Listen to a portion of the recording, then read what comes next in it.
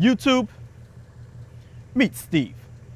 I'm Chris from AutoAcademics, and today we're going to take a look at a 2019 Ford Mustang Bullitt.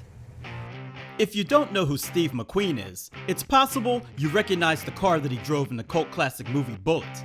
And while this is what that Mustang looks like now, this is what it looked like when Mr. McQueen acquired fame for racing this 68 GT fastback up and over the streets of San Francisco. Be sure to check the movie out if you haven't already. So in celebration of the movie's 50th anniversary, Ford released the limited edition car we have here today. Decked out in a similar livery to the movie car is this 2019 dark Highland green Ford Mustang Bullitt.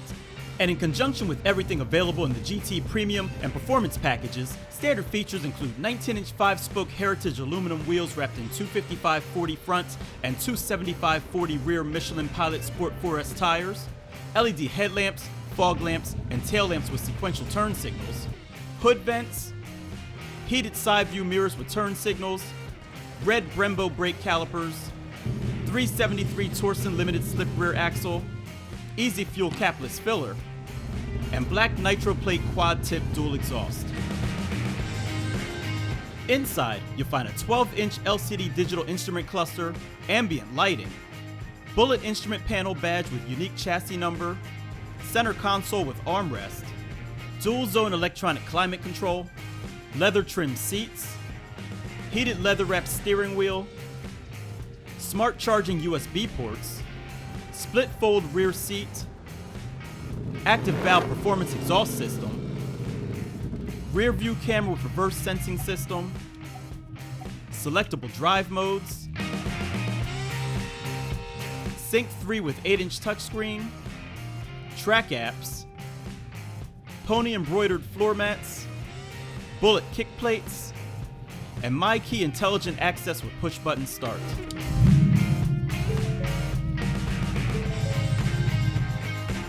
Options include the Bullitt electronics package that adds Bliss with cross-traffic alert, B&O Play premium audio with 12 speakers, voice-activated touchscreen and navigation system, and finally, the Magna-Ride damping system. Total M.S.R.P is $51,290. While there were two 1968 GT fastbacks used in the movie, today's Bullitt is one of a kind, with a black grille, chrome accents, and minimal badging. The car holds 13.5 cubic feet of stuff in its trunk, and some longer items can fit when the seats are folded.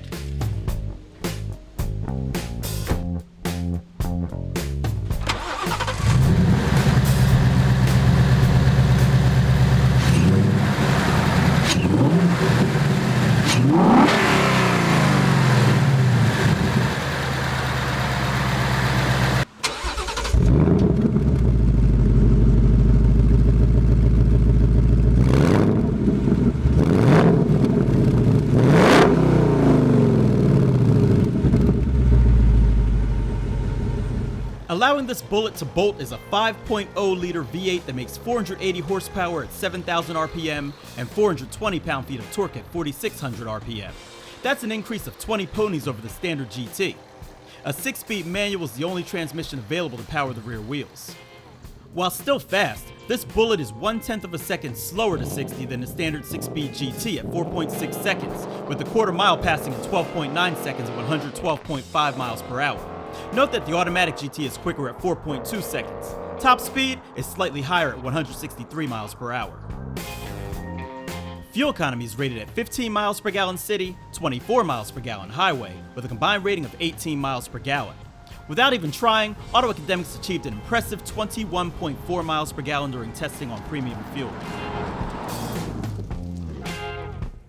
The back seat can hold 2 small people. But no, I'm not climbing back there to show you.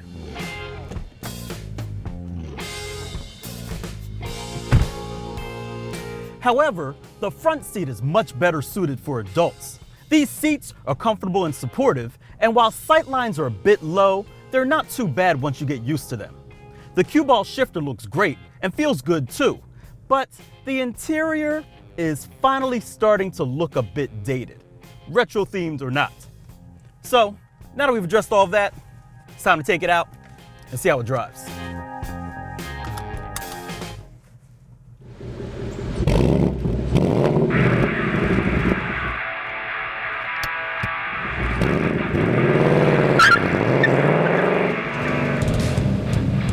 The last time I tested a Mustang GT with the performance package, it made me feel old. It was loud, the suspension was firm, and it took me a couple of days to get used to it. So you can imagine my surprise when I found out that this car was configured similarly, because it honestly feels good. I read some reports stating that this car's ride was choppy, but I feel nothing of the sort.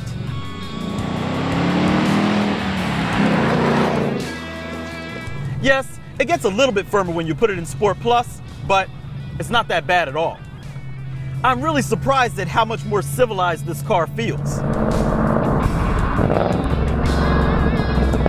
The brakes are strong and firm, and while the clutch travel is just a little bit longer than I would prefer, in general, the powertrain is fantastic.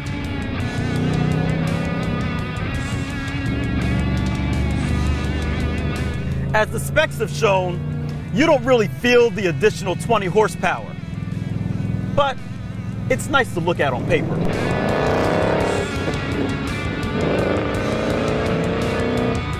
And unless you're all about shaving off tenths of a second, the 6-speed manual is the transmission to get.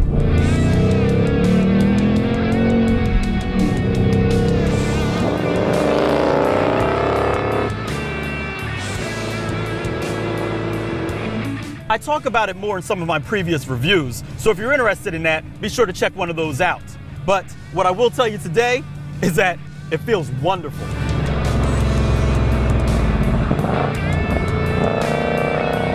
For 2019, they've added rev matching, so you can exhibit your best Steve McQueen downshifts without missing a beat.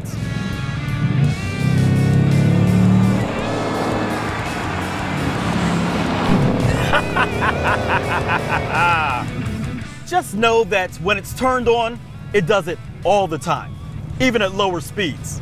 Fortunately, it can be turned off in the settings. Of course, with an exhaust note like that, I don't know why you'd want to, because it's kind of hard not to act like a juvenile.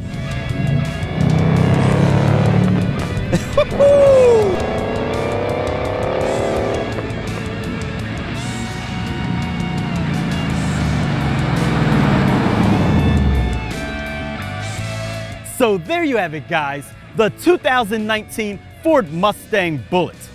I've always liked the looks of the standard GT better, but this Bullitt has somehow given me a dip in the fountain of youth.